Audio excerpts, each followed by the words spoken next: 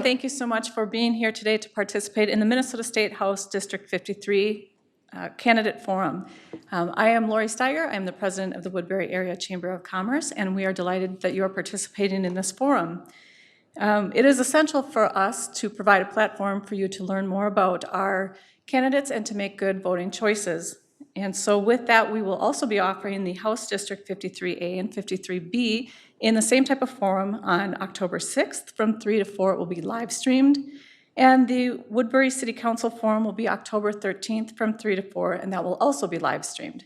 In addition, you can watch this on our website. We will have a link the day following each event, and that will be at www.woodburychamber.org, and it will be on our website through November 3rd.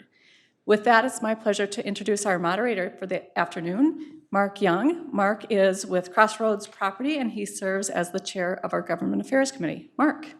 Thank you, Lori. My name is Mark Young. As Lori said, I'm with Crossroads Property. I'm a former chamber board member and current chair of the Government Affairs Committee.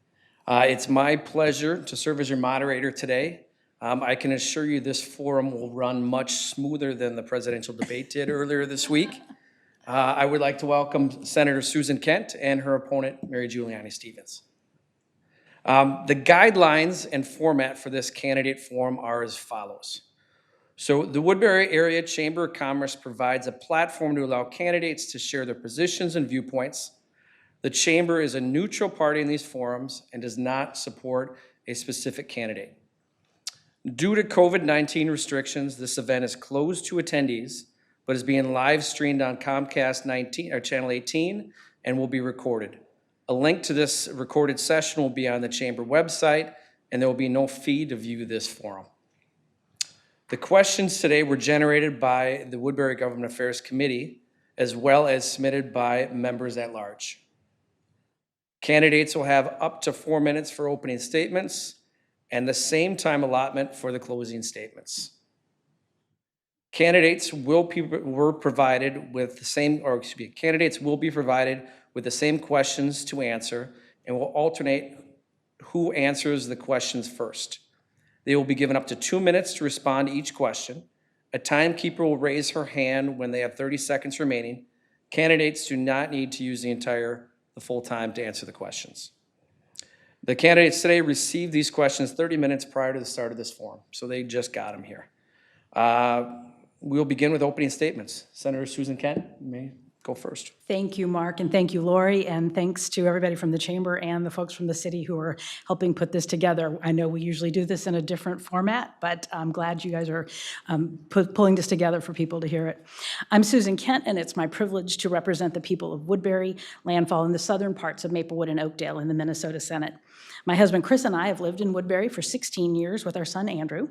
Chris is a Maplewood native and a second-generation 3M'er. Andrew went all the way through South Washington County schools and recently graduated from Woodbury High School. I'm originally from New Orleans, and Chris and I met 34 years ago when we were both working in Austin, Texas. My professional career was in marketing and communications for companies large and small, from General Mills to Dell Computers and local banks and mom and pop restaurants across a wide range of industries. I owned my own business for a time as well. When Andrew was little, I took time off from my career to care for him, and like a lot of moms, I got involved in our community and schools.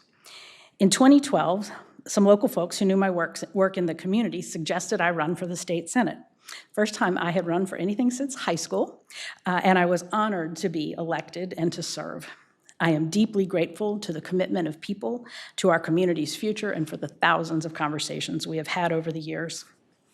This has been an incredibly challenging year, but there's hope. From checking in on our neighbors, to supporting local businesses with takeout and curbside orders, to raising our voices to protest injustice and supporting our frontline workers, we have seen Minnesotans come together. And I have been proud to work across the aisle in the Senate to secure critical support for our hospitals, small businesses, child care providers, first responders, and those struggling as a result of the pandemic. But we know we have much more to do because our current health and economic challenges will require major decisions in the 2021 legislature. It's imperative to elect leaders who will put people first, who will put our Main Street businesses ahead of Wall Street special interests. We must ensure public education so all our children can thrive. the healthcare all Minnesotans need, a clean energy future, and safe communities. Minnesotans care deeply about our state and each other, and I am committed to working toward a positive vision that brings people together to find solutions. I also have the experience of rebuilding our economy and fiscal stability after the Great Recession, when we bolstered our budget reserves, which are serving us well right now. I understand our state budget, the legislative process, and the intersection of local governments and state agencies. I am grateful for my partnerships with organizations in our local communities and with local leaders in our counties, cities, and school districts. I will bring that experience and in-depth knowledge on day one of the next legislative session. I'll also be able to work directly with Governor Walz and other leaders to follow science in responding to COVID-19 and reducing its spread. Effectively managing this virus is the best way to help our schools and our businesses safely stay open so that our economy can come back faster and stronger. And as we approach the end of this historic year, we know that going back to normal isn't good enough. Normal hasn't worked for everyone. We must be better. And as your state senator, I will always put our communities first. I am proud to have helped bring about the HERO Public Safety Training Center, the 3M R&D Center, which brings good jobs to the East Metro, bonds for affordable senior housing, and major progress for the Gold Line bus rapid transit. I also have a strong record in education, from addressing Minnesota's shortage of school counselors to testing reform and the All Kids Count Act to shrink the opportunity gap. Looking ahead, if I have the honor of continuing to serve, I remain committed to listening to you and to working with others to build a better future for all. Thank you. Thank you, Senator Kent. Mary? I'm Mary Giuliani Stevens. I too thank you, Lori and Mark, for hosting this chamber forum today. Well, many of you know me from my time on City Council or as mayor of Woodbury. I served in those roles for 12 years, 4 on the council and 8 as mayor. Now I am running for state senate, serving not only Woodbury, but also Landfall and parts of Oakdale and Maplewood. I grew up in Rochester, Minnesota, and was one of 6 children. My father is a doctor, my mom was a nurse, and after we were grown, became a travel agent. After receiving my degree from the University of Michigan, I returned home to Minnesota, attended night law school, and worked during the day. I joined a law firm where I became a partner. Greg and I have lived in Woodbury for 35 years and raised our children here. When we moved to Woodbury, it was a pretty sleepy area, not the growing, thriving community it is today. It's in my DNA to get involved, so I volunteered at school, in sports, and at church. And as the kids grew up, I got involved in the city and eventually the city council. Every day, we worked hard to improve the quality of life for everyone in our community. I joined the Lions Club, Woodbury Community Foundation, and became a member of the chamber, and I'm still a member today. And that's why I ran for mayor, to keep making a difference. During my 8 years as mayor, Woodbury grew responsibly, adding not just housing, but jobs. Businesses knew that Woodbury was a great place to do business, and families love living and raising their children here. I work with citizens, business leaders, nonprofits, and community organizations to address and solve real problems. It was an honor and privilege to serve on the chamber board during my tenure. I am running for state senate because I know I can make a real difference in the lives of people. I know how to work with people, no matter their politics. Good people working together can solve problems. Right now, times are tough all over. COVID has presented us with not only health challenges, which we must continue to address, but also economic, safety, and other challenges. And in these unprecedented times, people are looking for real leaders. During my time as mayor, I saw the value of leaders bringing people together to solve problems and get things done, whether we were talking about water, housing, development, or infrastructure. I saw the value of listening, asking good questions, and then bringing the best ideas forward. People are looking for someone to tackle tough issues, lead with character, and create coalitions of like-minded lawmakers to do what's right for the district. People want leaders who show up in the community, connect with businesses and families and community groups, who listen and include them before developing policy. That was my leadership style as mayor, and will be my leadership style as state senator. We need a state senator with real experience in tackling economic challenges. When I was elected as mayor in 2010, we were just coming out of the Great Recession with no commercial development and a slow housing market. We worked together to tackle the problems and position the community for success. I felt it was important to hear from our businesses and support them so they could stay, grow, and thrive. and making sure we were aligning our resources and policies to the needs of the businesses to assure jobs for the future. We will be facing a large budget deficit. We need to work with and support our businesses to bring our economy back and grow jobs. We need real leadership with real experience to solve the real problems we face as Minnesotans. That's what I'm offering as your next state senator. Thank you, Mary. Thank you. So now we'll begin our question and answer segment. We'll start with Senator Kent. I'll ask you the question, and then you'll have up to 2 minutes to answer, and then I'll ask Mary the same question too. So anyways, first question. COVID-19 has had an effect on our economy worldwide. What steps will you take, if elected, to help businesses and residents to recover from the pandemic? Thank you, Mark. Yes, this has been unprecedented. It's unbelievable to think that it was just a few short months ago that we weren't even thinking about these things. And it has been powerful to watch our community work together and struggle to do what we can to make sure that we hold each other up to be strong so that we come out of this strong. As I said in my introduction, the first and most important thing we need to do is manage the virus. If we are keeping the virus under control, then we don't have community spread to the same degree, and people are able to go out and do their business, keep their businesses open, show up for work, shop, go to restaurants, go to school, keep our schools open more so our kids can be in the classroom. If the virus gets out of control, that's when we have to start locking things down. And even if we weren't to lock it down, people wouldn't feel safe, so they wouldn't be out participating in our economy. So that's why we have to take this seriously. We have to do testing, contact tracing. We have to stop the spread. We also need to do as much as we can to financially support organizations and businesses through this time, because we know through no fault of their own, they don't have the sales and the customers and the economics that they would normally. And you know, I'm really proud of the work we did across the aisle to support small businesses, particularly to fill in some of the gaps that existed in the CARES Act. We were able to make small business grants, small business loans. We targeted some of the micro businesses who missed out on the CARES opportunities. And so I want to be able to do more of that. The challenge is we did that when we still had a surplus. The state cannot deficit spend. We really need the federal government to do important stimulus work to support our businesses. I hope they can. I hope we can fill in the gaps with some of those supports and specifics that we have in the past, and to position our communities to come back and be strong as we emerge from this. Thank you, Senator Kent.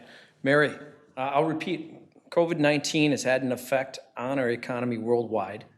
What steps will you take, if elected, to help businesses and residents to recover from the pandemic? Yep, and I like the word recover in the question. It shows that there's hope and we're moving in the right direction. And I think the thing that I've done and we continue to need to do is to be out in our communities. We need to be engaging with our residents, our community groups, our nonprofits, our businesses individually and in organizations, listening to them and asking what their struggles are and what their needs are. We need to continue really to support the CARES relief that has come in and to help our businesses navigate through these PPE loans and all the other things that they're struggling with during these times.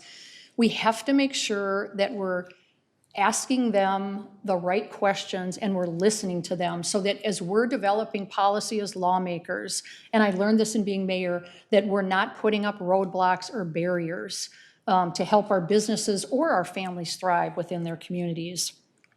We have to work hard as we're balancing our budget to make sure that we're maintaining the levels of service that we're expected to provide and those safety nets that we are expecting in Minnesota. And part of that is making sure we have collaborative efforts with those we work with, whether it's our businesses or our nonprofits or other organizations, not only within our cities, but within our counties and with our states. I'll just give one example. I serve on the Youth Service Bureau Board, and the organization provides partnership with our schools and helps families thrive by providing chemical dependency, mental health counseling, and other things to help individuals and students thrive. I think we have to be intentional about our spending. There's only so much money, so we need to be mission focused. We need to make sure that we're performance and results driven and that we're getting the best bang for our buck when we're spending our dollars and resources as we're looking ahead to the future and as we're looking to recovery from this pandemic, which I'm confident we will do. Thank you, Mary. All right, question number 2, and Mary, I'll start with you. Excluding the impacts of COVID, what are the biggest issues facing your district as a whole? And how do you plan to address those issues? Well, I think I've talked about them in my opening because they are the big issues. I've knocked on thousands of doors this summer, talking to families, and I've talked with business owners, large and small, because I've made it intentional to stay connected to businesses. And I'll tell you, what people are looking for is real leadership. They're sick of politics, they're sick of finger pointing, and arguing who cares more about businesses and people. The virus doesn't care which party we belong to. People are looking for leaders who understand that we have a serious health crisis and are willing to address it. And at the same time, look how to get our economy and our schools open safely and keep our communities safe. They want leaders who've had real experience, who'll listen to them before developing policy and will help them solve real problems on jobs, housing, water, and safety. And I respectfully suggest that I'm that leader. Secondly, I think people want someone with demonstrated experience in tackling economic challenges. And as I said in my opening, we're going to face a big deficit. And it's not a question of trying to balance the budget. We have to balance the budget at the state level. And as I said, when I was elected mayor in 2010, we were just coming out of the Great Recession. No commercial development. We worked hard together to tackle the problems. We need to balance our state budget and maintain those safety nets Minnesotans expect. What we're going to do is what I did as mayor. You're going to look at decisions. What do we hold? What do we borrow? How much are we going to dip into our savings or our reserve? What are we going to eliminate that's not accomplishing our goals? These are all questions that we need to ask in the big picture. We did this coming out of the Great Recession, and we'll do it again, and I bring that experience. And finally, it came up time and time again at the doors. People want safe communities and neighborhoods. Businesses move here and people move here because good schools and safe neighborhoods.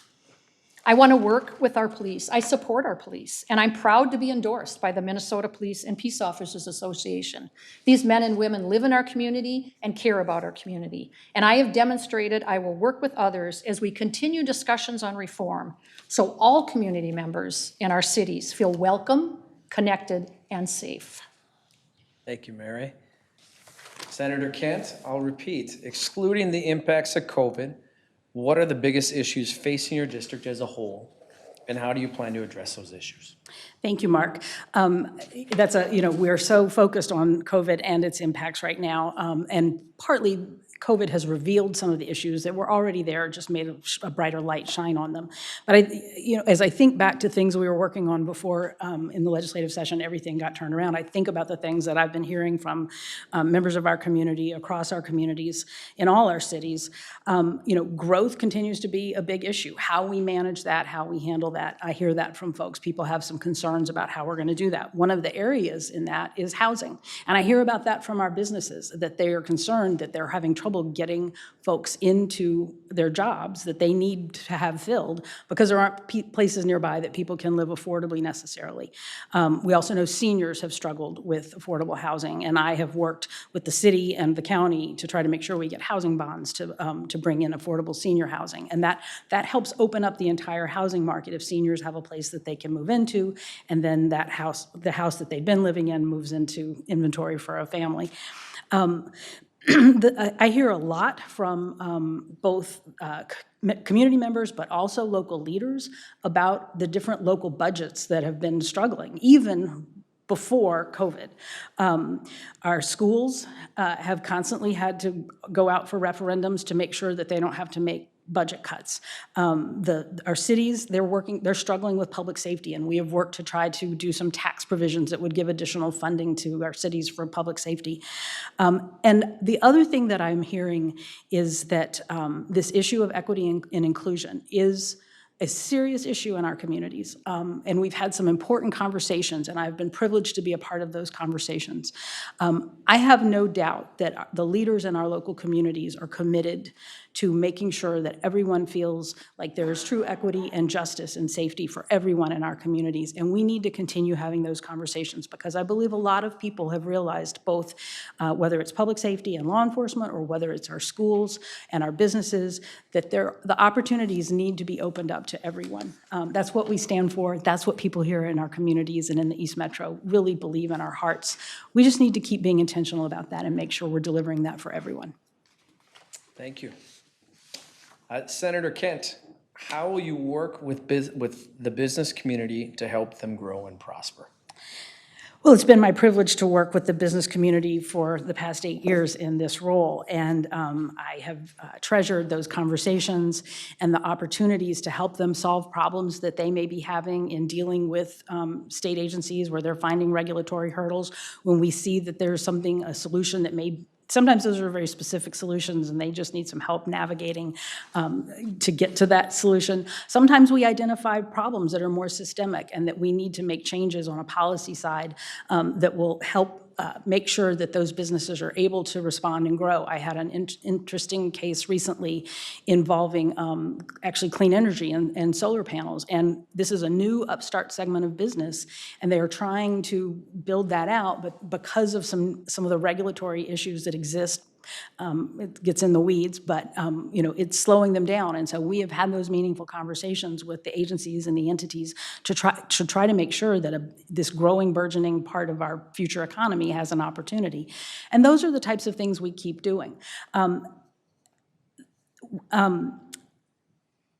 We need to make the investments and policies that focus on small business, and I say this as someone who had a small business. When you work for a big corporation, you have a law department, you have an HR department, you have an IT department. When you're a small business, you're doing all of that yourself. And we need to make sure that when we're putting together policies, that they are not putting additional burdens on small businesses. And I am really committed, and I'm listening to folks on that one. But we also know that businesses rely on customers. And the American economy is 2/3 driven by consumer spending. And so we also need to make sure that that we have a working class and a middle class that has the money to go out into the marketplace. So we need to make sure that our system is equitable. And we need to make sure that we're giving everybody a fair chance at a bright future through great education, through transportation systems, through affordable housing, so that they can live their best lives. Thank you. Gotcha, thank you. Mary, how will you work with the business community to help them grow and prosper? Well, for me, it's not a how. It would be a continuation of what I did through all my years as being on the city council, and in particular in being mayor, by being connected in the community to the chamber, to the business organizations, large and small, and to individual businesses. I was super proud of the fact that during COVID, even though I was not an elected official or working, that businesses reached out to me, churches reached out to me, schools reached out to me to ask, and I was happy to come along and assist them, getting them resources, connecting them to the right people. Even former chamber members who live in different communities reached out on behalf of their companies, and I was able to connect them. So would continue to do the same things in the same way that I did as mayor. My leadership style would remain the same. When we talk about those things we work on with the business together, equity came up in the conversation. We worked on that. Lori and I have had conversations about that. We've worked with the Woodbury Community Foundation.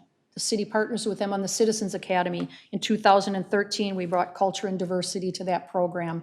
And I'm super proud of the fact that in 2015, under my leadership, we adopted a strategic initiative for fostering a welcoming and inclusive community. And we were intentional about it.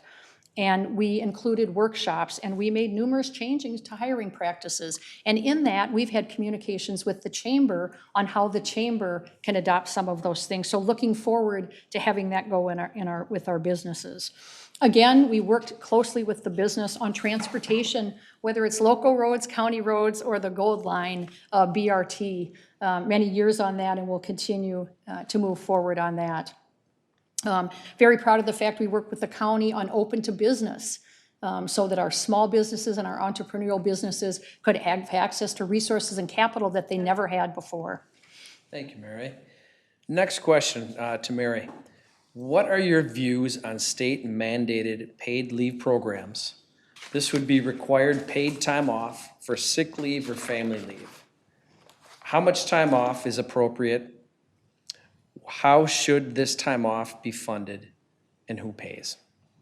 So I'm gonna start with a general statement, because in working with businesses, large and small, for many, many years, the one thing that I have heard over and over, whether it was my role as mayor, whether I was co-chairing the Regional Council of Mayors, whether I was talking on behalf of when I served on the, well, I still do serve on the Transportation Advisory Board, is businesses appreciate consistency, certainty, and restraint.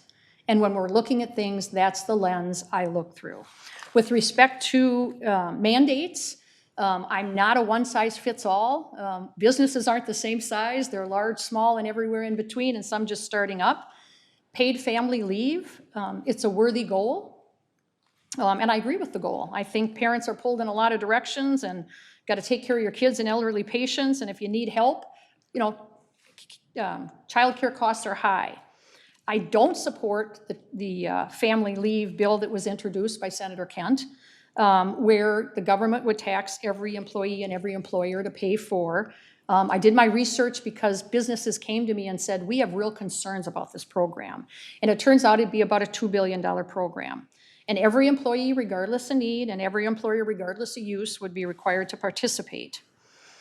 And I just think with COVID and the small businesses struggling now is not the time to have this broad of a bill. Other states that have this, they have a support system in place. Minnesota would have to build an entire new IT network. And as I understand it, there'd be about 300 new employees.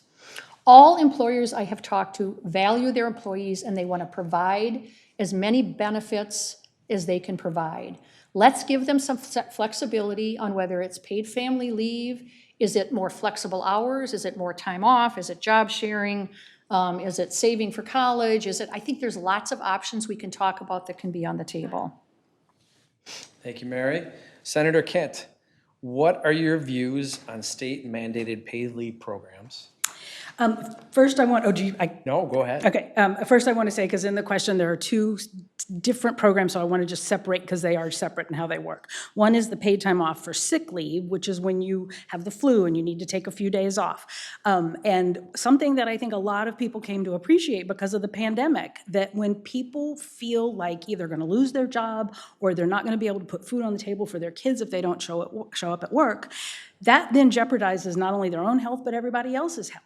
So we need to provide a system, and I appreciate the idea that let businesses do what they're going to do, but the fact is right now there are too many businesses right now that are not in a position, because we haven't helped support that process, to make sick leave available. So that's the sick leave side. On the paid family and medical leave, which is longer term leave, so parental leave is the one that is most obvious that people think about, but there are also serious injuries or illnesses that require people to have time to recover.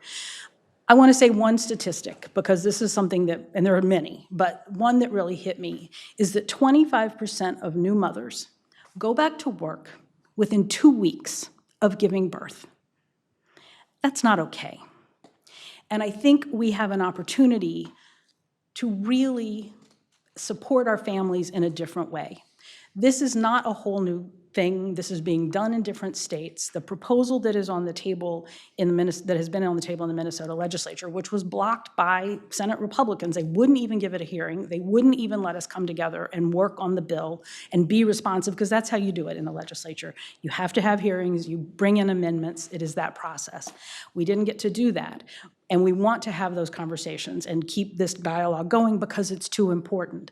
But this would be built on the existing unemployment insurance model that already exists in Minnesota. We would not have to reinvent things from scratch. We could build that up. It's a shared investment on as they say, it's the cup of coffee a week kind of an investment, that you build up this fund so that employers can be reimbursed when their people have to take a leave. And I hear over and over from a lot of small business people. I understand there are small business people who have concerns. I also know many really want this because they want to be able to provide this for their employees, and they're at a competitive disadvantage to bigger businesses that are already doing it. All right, next question. Senator Kent, Minnesota is facing a potentially steep budget deficit heading into next session. Balancing the state budget will be the top priority for legislators. What is your approach to addressing this issue? And where can the state reduce spending? Please be specific on programs you would look at to reduce spending. And if you support tax increases, what taxes should be increased? On what or on whom? Yes, we actually don't know right now where things will be. We don't know. We'll see the November forecast, which will give us a lot of information, and then the February forecast will make the final determination of where we stand. Again, I'm so pleased that since I've been in office and been able to help do this, we built up a very healthy budget reserve, which is really going to solve us from having to make more massive budget cuts or tax increases as a result. A rainy day fund is a good idea. So there are a lot of unknowns, and it's hard to give any sort of roadmap of what this looks like, but I'll do my best to try to talk about the priorities. We have to balance the budget. We need federal help. Where can the state reduce spending? The challenge is that our spending is in our classrooms, and it is with our seniors and our people who have disabilities. And they happen to be the people who need us the most in a pandemic. And so these are going to be very, very tough choices that we have to make. If people say we want to cut 10% of spending out of the state agencies, the agencies themselves don't actually constitute that huge a part of the budget. And we will be looking at that and doing that. I know the administration is already having those conversations, as are we as legislative leaders. But it is going to be really hard to try to make up a big deficit without making real cuts into things that matter to real Minnesotans. When it comes to potential tax increases, first of all, I want to say that our working families are having a hard enough time with this pandemic, and so we need to be careful that we don't add to their burden, and that we make sure that everyone is paying their fair share. I mean, there are statistics that show that really wealthy Americans are saving a lot of money right now because they're not as economically engaged as they normally are. It is the frontline workers that are paying the highest price, and we need to protect them. But we did a big tobacco tax cut just a few years ago. Things like that we should be able to reinstate. There's a big corporate loophole that was agreed to fix. We can go back. There are a number of things, but we need to protect working class Minnesotans as we make these tough choices and put them first for services and what we do in terms of our tax policy. Thank you. Mary, same thing to you. Minnesota is facing a potentially steep budget deficit heading into next session. Balancing the state budget will be the top priority for legislators. What is your approach to addressing this issue? Where can the state reduce spending?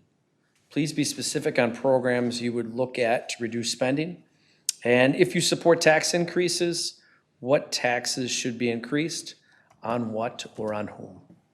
Well, we may not know the amount, but we do know that we will be facing a large budget deficit.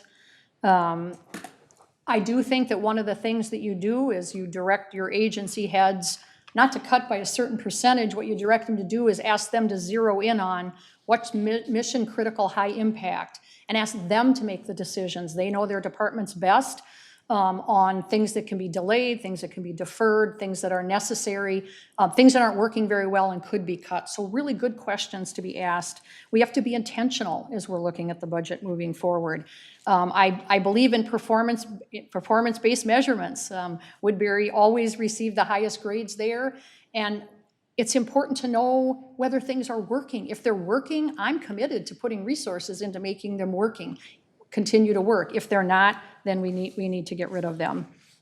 I think that I said it earlier, but it's the big picture. So it's what do we put on hold? What do we take out of savings? And how much? Do you want to spend it all now, or do you want to keep some reserve to move forward? What do you want to eliminate that's not meeting its goals? Bonding or borrowing is one piece of addressing the economic crisis and rebuilding our economy. We can borrow. I mean, the capital interest and expense comes out of the operating budget, but there's not a limit on borrowing. We want to be reasonable. But we really can focus on our key infrastructure needs, projects that will get Minnesotans working, preserving state assets, stimulating our economy. Minnesota is fortunate enough to have a great bond rating. And so when we have needs, it's good to look at borrowing as one of the big pictures. So it's not any one item, it's not any one program, it's just asking the good questions, getting the answers, and making sure we're looking at each piece as we decide how we're going to end up balancing the budget and meeting the needs, particularly of those that are vulnerable and services that we must continue. Thank you, Mary. Now, Mary, right back at you. What do you believe are the biggest issues facing small businesses in this district, and how will you support them to get through these issues? The biggest issues. Well, I have been actively engaged over the last year, like I said, with businesses, large and small, groups, chambers. I'll tell you, they have a lot of issues facing them. They're looking to have restrictions eased as they work hard and as they invest in keeping their employees and their customers or their clients safe. They want to continue to do that because they know the success of their business depends on it. They want to continue to run their businesses. They're trying to navigate COVID. They're trying to navigate PPE loans. They're trying to navigate the relief that's coming through. They're trying to deal with the impacts of their businesses and be innovative and plan ahead for what it's going to look like. They're trying to take care of their families and support their families. And they are all continuing, amazingly enough, to look at ways to give back to the community. So I'm just telling you from firsthand experiences and conversations I have had, they have a lot on their plate. So we need to continue to be engaged. We need to listen to them. They need to have input on any policy that's going to impact them as a business. Businesses are creative. Business owners are creative. We want to continue to develop those partnerships and those collaborations with programs, whether they're local, whether they're in the county, whether they're regional, whether they're statewide or federal, that will help support them to continue to grow and allow them to continue to support our economy. Because as our businesses grow, they add jobs.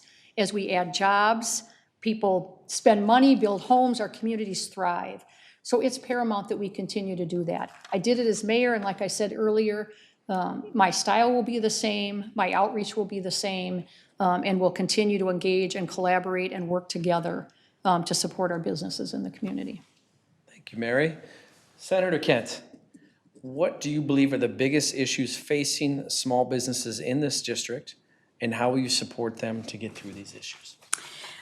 Thanks. As I have had many, many conversations with people in businesses, small and large, but small businesses here in this question, certainly COVID is top of mind right now. It is the urgent factor that is affecting everybody. And I'm glad that people have been able to move into a sort of a new normal, but we know it's not enough and we need to make sure it's sustainable. And again, I go back to, we have to be able to manage this virus effectively. And one of the things that I think is deeply troubling, and we saw it in the presidential debate just a couple nights ago, we see it in the national discussions and in our local conversations, and certainly in the state legislature, it has become partisan as to whether or not we take this disease seriously and whether or not we take measures to protect Minnesotans and reduce the spread of this virus. I don't know why mask wearing has become a partisan issue. It shouldn't be. This is just a virus. A virus has no party affiliation, but we need to take it seriously and manage it to best protect our businesses. Beyond that, the conversations I've had over the years that I keep hearing about here in our communities is access to workforce. You know, we have good jobs here in these communities, and people have a hard time finding people to fill those jobs who may have the right skill set. I've worked on those through education, through making sure we have career and technical education for certain types of jobs, and to make sure that whether it's through transportation or housing, that there are people who are nearby to be able to get to these jobs. We know know that transportation, access to transportation is the #1 indicator of economic mobility in our country. That is the American dream, right? That's what we all believe in. And these are the kinds of things we need to make sure that we are supporting our businesses with so that they have the tools that they need. I also know in my work with businesses, as I said earlier, I've worked with them on regulatory issues to help find solutions and to help them navigate what they need to get to be able to work efficiently and effectively and to thrive. Thank you. Now on to our last question of the day. Senator Kent, we'll begin with you. Would you support an increase in the gas tax to help fill the shortfall in transportation revenues that we're experiencing due to the pandemic and economic fallout associated with it?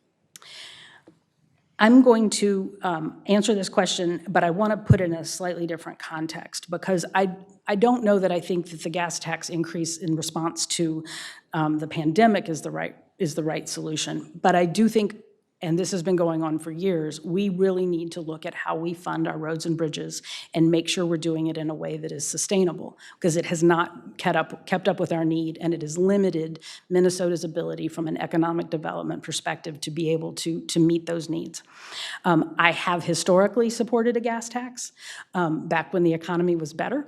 I have questions, and I would need to look at the data at the time that I need to make those decisions, because I would certainly be sensitive, as I said earlier, about raising taxes on the middle class at this time. But the way the gas tax works right now, and it is constitutionally dedicated to our roads and bridges, that's the only thing it can be spent on, but it doesn't keep up with inflation. And so when we raised the gas tax after the I-35 bridge fell down, that was 12 years ago now. If your business is making the same amount of income that you were making 12 years ago, you're probably not feeling real good about that right now, because that means it hasn't kept up with inflation, as you've had to pay more in real estate and capital expenses and operating expenses and HR and employees and salaries and benefits. So that's the same challenge we have with funding our roads and bridges. We have to figure out a way to make that keep up with inflation, because that's just good business and it just makes sense. And so I am open to it, but it's a question that we're looking at the time, and where the economy stands and where our families are in that moment. I would have to make that decision again at that time. But I have supported it in the past for good reasons. Thank you, Senator Kent. Mary, would you support an increase in the gas tax to help fill the shortfall in transportation revenues that we're expecting due to the pandemic and economic fallout associated with it? Well, I'll just start by answering the question, and I wouldn't support the large gas tax increase that has been proposed or was proposed, pre-COVID.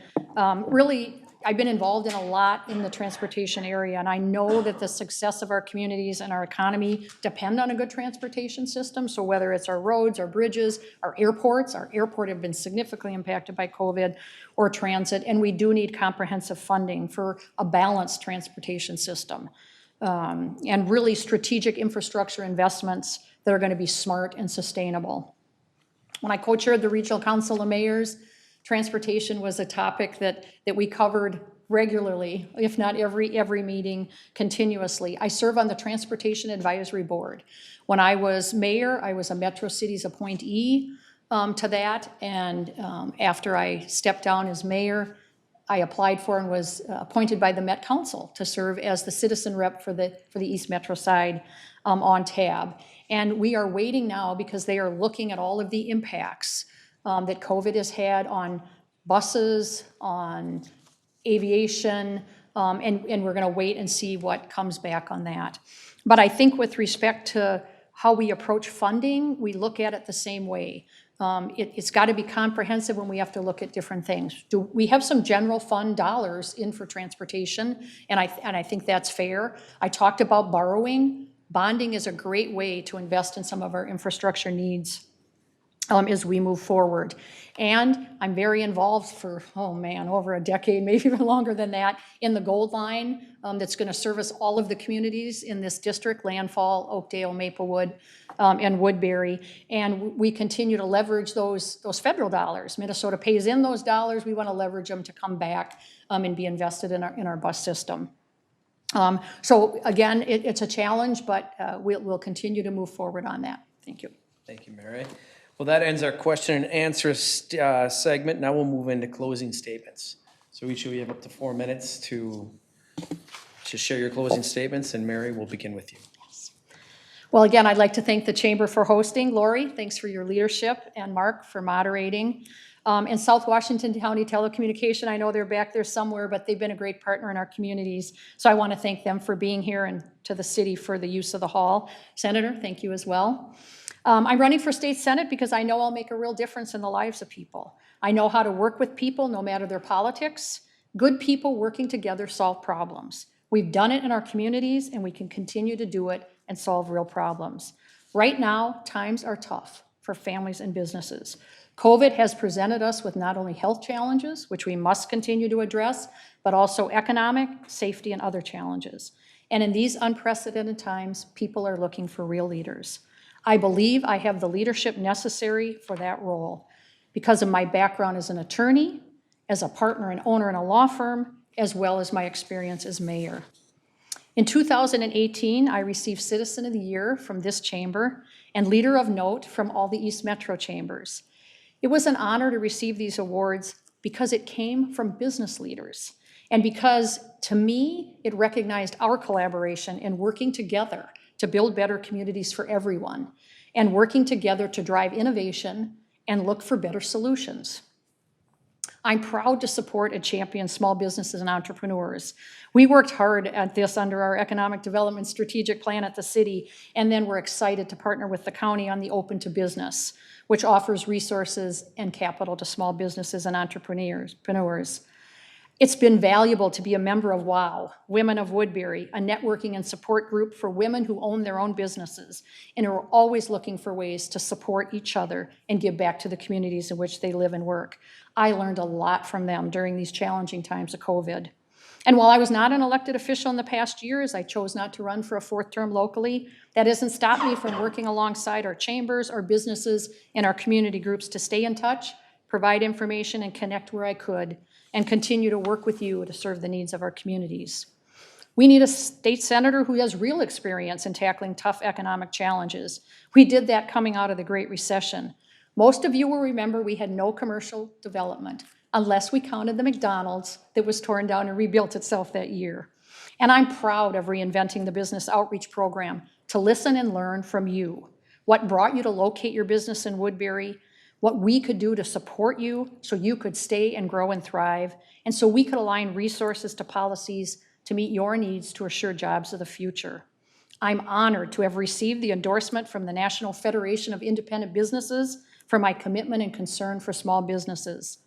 The Minnesota Chamber of Commerce Leadership Fund also endorsed me for my commitment to investing in our current workforce, in addition to preparing the next generation for the jobs of the future, and for creating an environment that encourages growth and innovation. We need a state senator who can be a leader on public safety.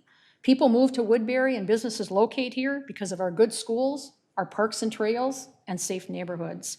We need to ensure our communities and neighborhoods in Woodbury, Maplewood, Oakdale, and Landfall remain safe. And I'm proud to be endorsed by the Minnesota Police and Peace Officers Association.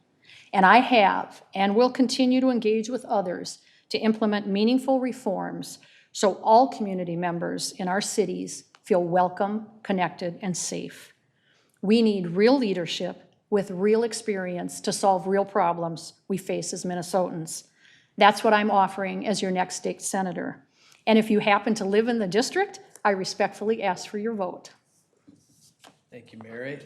Senator Kent? Thank you, Mark. Thank you for moderating this and for your leadership on the Government Relations Committee. It's always been a pleasure to meet and talk about the issues that are facing our communities.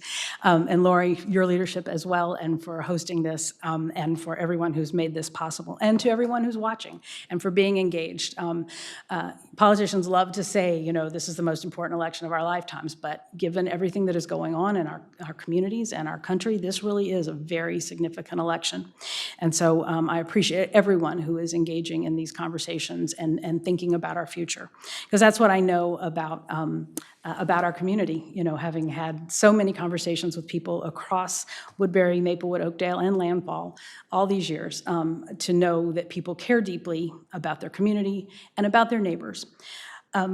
when I think about what an honor it has been to represent this incredible community, and it is my hope to continue. I am proud of the work that we have done. I am proud of how I have worked with people both locally and within the legislature on both sides of the aisle to make meaningful progress on important issues. And I know that I have the experience moving forward to keep doing that as we navigate very uncertain times. I have the knowledge of how the state budget works, how the process works, how the state works to be able to be effective as a senator from day one of the 2021 legislative session. I want to reflect on a quote that I have hanging in my office at the Capitol. It's from Paul Wellstone. We've all heard it a bunch of times. We all do better when we all do better. And as we look not just through the lens of COVID, but also where we have been as a country in really recent decades, working families have fallen farther and farther behind. And that is what strangles our economy, and that is what holds our businesses back. We have to figure out how to lift people up so that they can thrive, so that when their washer breaks, they have money to go out and buy a new one, so that when we don't fully fund our schools and we ask parents to provide the Kleenex and to provide the supplies rather than buying it in bulk because the school districts don't have that budget, that's a tax that we are passing on to our families. And we need to understand these issues in that big picture. There are not just simple solutions. This is complex stuff. And I want to always be there focusing on how we lift up our working families, working Minnesotans, so that they are in a position to succeed, to raise their families, to put food on the table, to take a sick day when they need to be able to take time to nurture and bond with a new baby, to be there, as both the mayor and I have been, when we lose a parent at the end of life. We can do better. It's a tough time. These solutions are going to be more complicated in this moment because of COVID, because of the economic stress that has put on our communities and our families and our businesses. But the best thing we can do is to support our workers and our businesses as we make our way through this so that everybody can emerge strong and we can build our economy back fast and strong when we come out of it. I am honored. It has been a profound privilege to represent Senate District 53 in the Minnesota Senate for the past 2 terms, and it would be my privilege to continue doing so and fighting for our communities at the Capitol. I humbly ask for your vote, and I would encourage anyone who has more questions to visit my website at susankentmn.com. I'm happy to engage and answer more questions. And I also want to encourage folks to pay attention because of voting. We have a lot of different choices this year. I got my ballot in the mail day before yesterday, and I'm going to drop them off this afternoon. But if you go to mnvotes.org, that is a great way to make sure you know how to make your voting plan. And I encourage everyone to vote early and to do so safely and to be well. And let's come together and be strong moving forward. Thank you. Thank you, Senator Kent. Lori? Excellent. First of all, thank you, Mark, for hosting today and for being our moderator. Nicely done.